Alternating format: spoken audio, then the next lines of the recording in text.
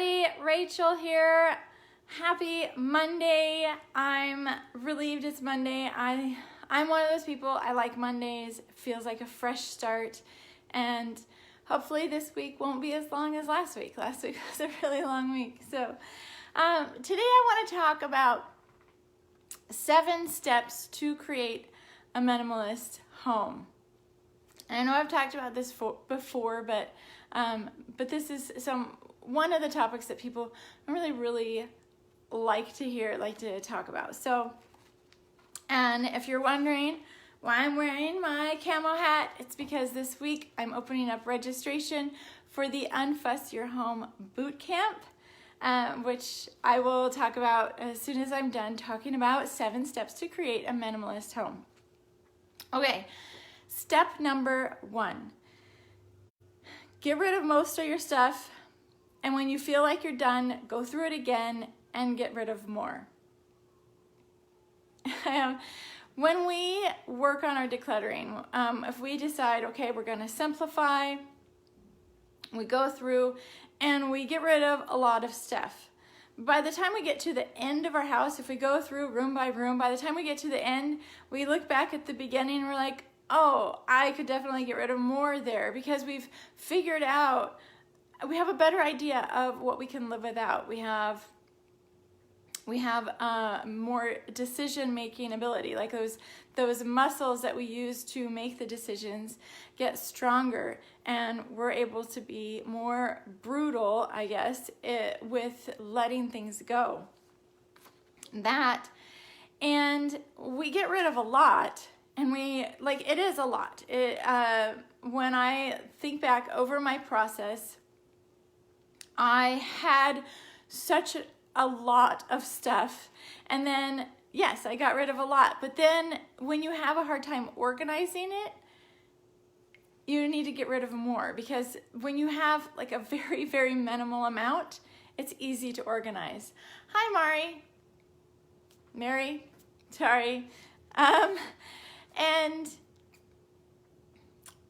so we go through and we think, okay, like I'm still having a hard time organizing my closet, or I'm still having a hard time organizing my pots and pans. Most likely you still have too many, because if you have 2 coats, it's going to be easy to organize your closet, your coat closet. If you limit all of your wardrobe to just 30 to 40 items, it's going to be easy to organize that. If you limit your pots and pans to 3 or 4, it's going to be easy to organize that. And most of the time, the issue is not our organizational stuff, it's that we still have too many things. And we can alleviate that by getting rid of more of it. Now, is exceptions when we have a small house. You have like if you're renting and sometimes it's just not laid out right, or our house was built in 1882. We have 2 closets, that's it, and they're both in the bedroom. So it's a struggle to find places to put coats and shoes and winter stuff. And that's something I'm always like rearranging and trying to figure out a better method. So sometimes there is the organizational things that need to be solved, but most of the time is that there's too much stuff still. So if you're having a hard time organizing it, get rid of more. It'll be easier to organize. Okay, number 2 is work room by room. If you want to see a difference in your home, which we all do, we want to see that transformation.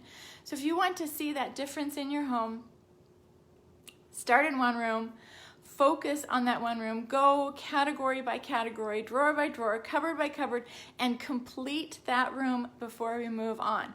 It's so easy to, we do the easy stuff, and then we get to the things that are gonna take a little more thought, or it's a harder decision, and we're like, nah, I'm gonna go to the next room.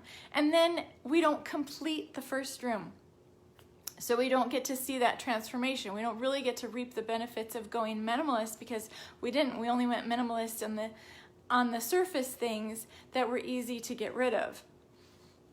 So stay in one room, focus on that room and work on it until every area is simplified, and then move on to the next room. Number 3, give everything their own home. This goes along with the organizational stuff. When we have less, then it's easier to assign homes to things. So if you open up your cupboard, and we think back to the pots and pans, if each pot and each pan has its own specific place to belong, then you know exactly where to put it when it's clean. You know exactly where to retrieve it from when you need to cook. And we need to have that all over our house, because that's what makes our lives so much easier. If we always know that our purse is hanging on this hook, the key is on this hook, the pencil is always in the drawer in this spot, it's this system that's easy for us to maintain because they all have a home that they belong in. So instead of leaving things out on the counter, assign a home. Like, give your toaster a home in the cupboard. Assign which drawers have shirts in your dresser, which drawers have pants, which drawers have socks, and assign places for the coats and the shoes, because that will make your life so much easier. All right, number 4, follow the one-touch rule. So the one-touch rule is basically, we only want to touch things one time. When you come home and you think like, okay, you come in the door and you have your coat on and your purse on. And my habit, thinking back, my habit was to walk in through the house, drop off what I was carrying, put my coat and my purse on the table, or maybe on the chair next to the dining room table. Okay, so that was one touch. And then I start cooking dinner, and then the kids I tell them to clear the table off, so they pick up my purse and my coat and they move it over to the desk. So that's 2 touches. And then someone calls and says they're gonna stop by, so I grab everything off the desk that's piled up and I shove it in my bedroom. So that's 3 touches. And then at the end of the night, I decide to go to bed, and I have to clean off my bed, and I have to put my coat and my purse away. So that's 4 touches. Instead, I would save myself so much time if I walk in the house, put down the things that I'm carrying, hang up my coat and my purse, and that's it. I never have to touch them again the rest of the night. That would be the one-touch rule. So when you think about something, like, it's so easy to just move it. Like, oh, I'm just gonna move it so I can use this counter space. I'm just gonna move it off the table so I can use the table. But if you put it away, then you don't have to continue working. You don't have to continue touching it. It saves you a lot of time, a lot of energy. And I know it's annoying to put things away immediately, like, oh, we have to take a little 5 more steps to go over to that spot and put that thing away. But then you never have to touch it again the rest of the day. So it does save you time. All right, number 5, build daily rituals. And I know I stress this all the time. We want those daily resets. They carry us through. You can be ultra minimalist. You can go like super minimal. But if you don't have those rituals, those habits in place, then we'll still leave stuff. We'll still leave clothes on the floor. We'll still leave things on the coffee table. We'll still leave things out. So when you build a daily reset into your life, you build this habit of putting things away, of cleaning up after yourself.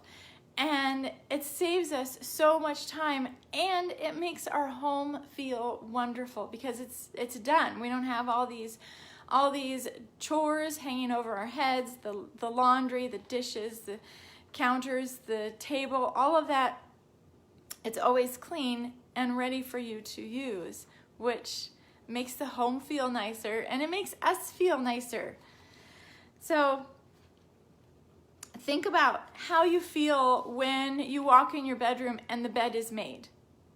And how do you feel when you walk into the kitchen and the dishes are done and the counters are clear? And how do you feel when you walk in the dining room and you see the table is completely cleared off? Or you walk into the laundry room and there's no laundry that needs to be done, or it's waiting to be folded. Nothing. Everything is just clean and orderly.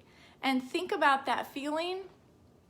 That's what we want to go for throughout our house. That's the whole point of building those habits and putting those resets into our lives. Okay, number 6, act before you think. And this applies to really just keeping house and decluttering. So we talk ourselves out of so much. When I think about the laundry couch that I had, that's what I had. I had a laundry couch. I would take the laundry out of the dryer and I would pile it on the couch. And I hated folding it, so it would just stay there until I absolutely had to deal with it. Either someone was coming over or something. But there was always clean clothes on the couch. And I would think in my mind, like, yeah, I should fold the laundry and put it away. But the more I thought about it, the more I didn't want to do it, the bigger the job seemed. And I would think, like, oh my goodness, it's going to take me hours to fold and put everything away. I don't want to do that. I don't want to spend my time that way. And the truth is, if I just acted first, if I just thought, like, okay, I need to do the laundry, so let's do the laundry, and I just didn't stop to think and mull it over, I just acted on it, it would have taken me, I don't know, 20 or 30 minutes. It doesn't take as long as we think it's going to be. So when we think about the pile of papers that need to be decluttered, I hate papers, so I would think, like, oh, it's going to take me so long to sort through the papers, and I'm not sure what decisions I need to make with those papers, and then I have to file them, and I would make the job so big in my mind. But if I just sat down and sorted the papers, I could probably sort that pile of papers in 10 minutes and get rid of, 75% of them, and then I could worry about filing after that. But getting rid of 75% of those papers is going to simplify the job of the rest of it. So we can act before we sit and talk ourselves out of it. I think about Mel Robbins has the 5-second rule, and that's it. It's because we tend to talk ourselves out of taking action. And so she says, if you have that thought that, like, I need to do whatever it is, then you just immediately start counting down 5, 4, 3, 2, 1, and then you go and do it. And it gives your brain something to think about, because, okay, we're counting down. And then we know that when we hit 0, there needs to be some kind of action. And it helps us to take that action.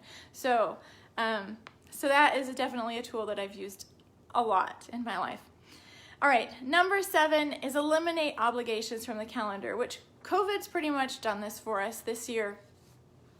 And I hope that you can, like, with all the frustration with having to stay home and all of that, I hope you can appreciate the times that you've been able to slow down because of it, and see, like, where it is it's really beneficial, and that you want to continue, and everything's back to normal, and we have our normal busy schedule. Like, what are the things that you want left out? And there's a lot of things, like, I personally, I don't like meetings, like PTA meetings, those kind of things. I will do pretty much anything to avoid those meetings.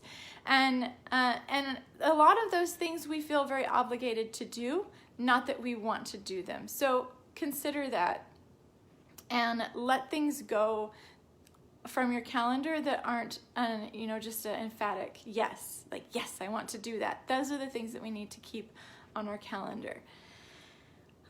So that's it. 7 steps to creating a minimalist home. Of course, there's more, but the broken down, those are pretty basic, and they really make a big difference in our lives. This week, I'm opening up registration for the Unfuss Your Home Bootcamp. It is a boot camp.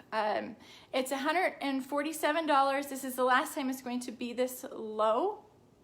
I will launch it again in around the first of the year. But it's 30 days.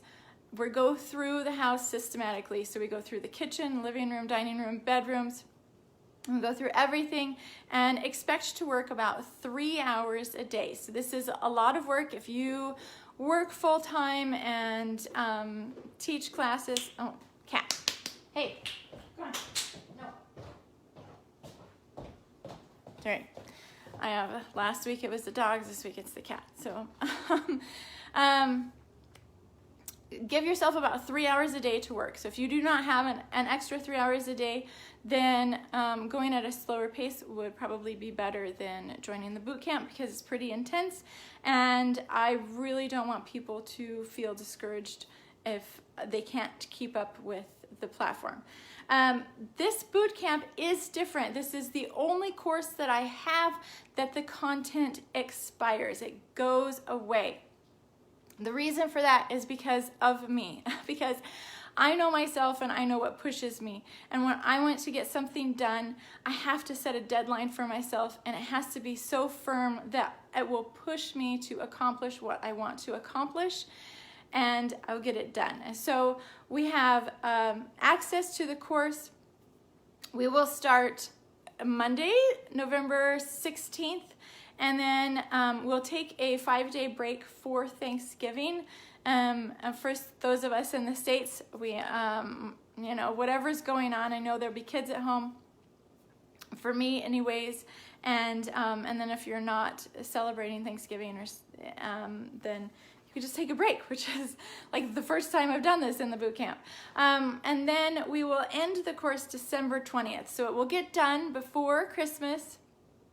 And then you'll have access to the course materials until December 30th. Then it will expire. It will all go away. So it definitely pushes us to work harder at this.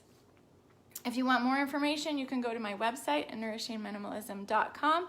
Doors close Friday night. So if you want, that's it. I already said. If you want more information, you can go to my website.